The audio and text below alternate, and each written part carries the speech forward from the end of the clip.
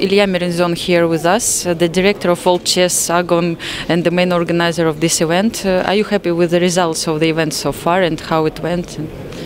Yes, we are very pleased with how the event went. There were many things we were worried about. First of all, we wanted to make sure that there are no draws. We can't obviously guarantee, but we really wanted a strong fight, and that's what happened.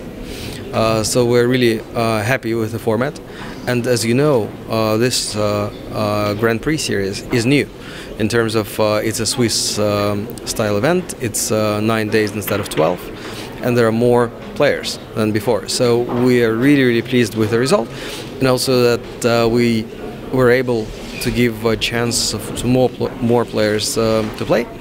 And specifically, we're very pleased with Hui Fan, who plays really well, and it kind of opens the door to lots of other women players. And just given this opportunity to talk to everyone, hi, I wanted to say thank you to those who follow the tournament online. As you know, this is also new for us. We are offering free and paid versions of the tournament. To follow the tournament, free version is you can just go on worldchess.com and see it, and paid version you need to buy a subscription for a year for $25.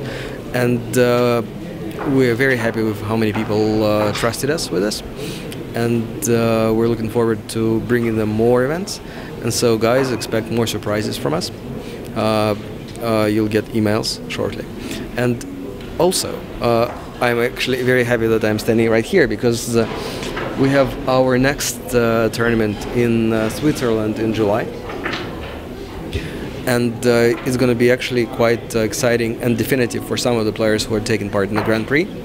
And by that time, we'll probably know who is going to be likely to be in the candidates tournament, which we're also organizing and putting together now. And it looks like we're going to have an exciting year ahead of us. Are you happy also about the results? We have a sole leader this time. Last time in Sharjah it was the first place was shared, and this time we have Ding Liren who won this tournament. So what do you think of it and the final results?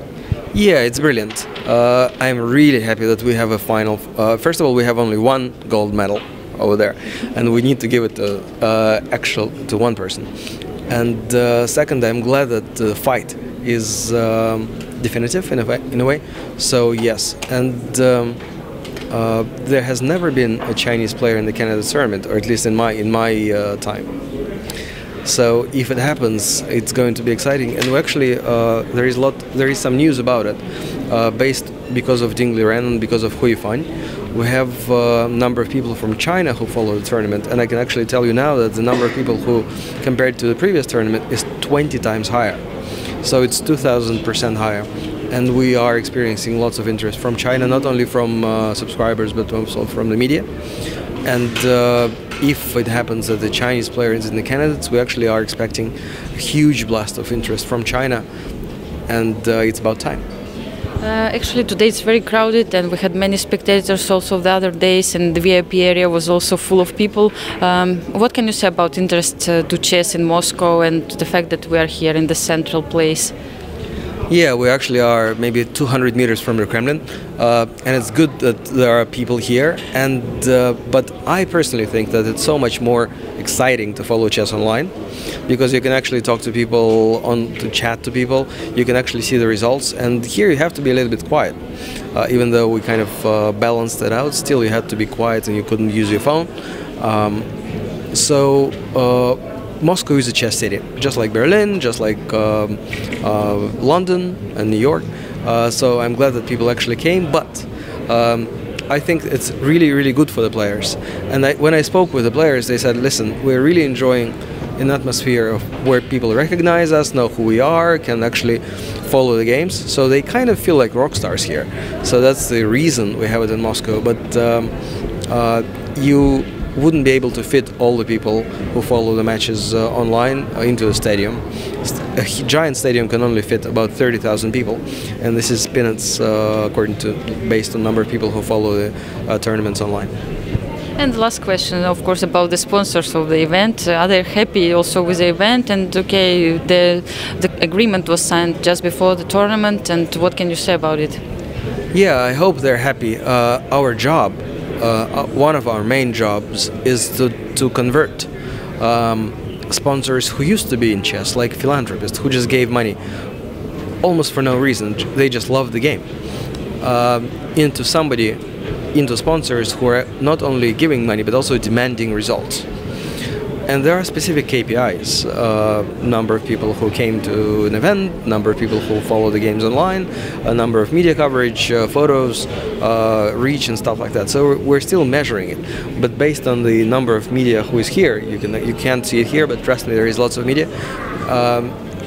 It looks like we'll definitely reach KPI, and after New York, it's even easier. For example, I don't think we released numbers yet, but based on the metrics of how many of the reach for New York, it was over 2 billion contacts. Actually, it's like 3 billion contacts.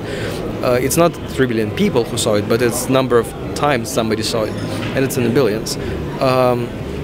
So for chess, it's great, and we hope that sponsors will be happy, and also we're working with other companies. So if somebody is watching, we're really confident that we can deliver value now through online, through PR. So it's growing at a very, very high rate. So I think chess is actually one of the most undervalued sports in terms of sponsorship costs and cost of contacts in the world. Yeah, thank you so much for this interview, and we wish you good luck with other events and with chess. Thank you very much. Thank you.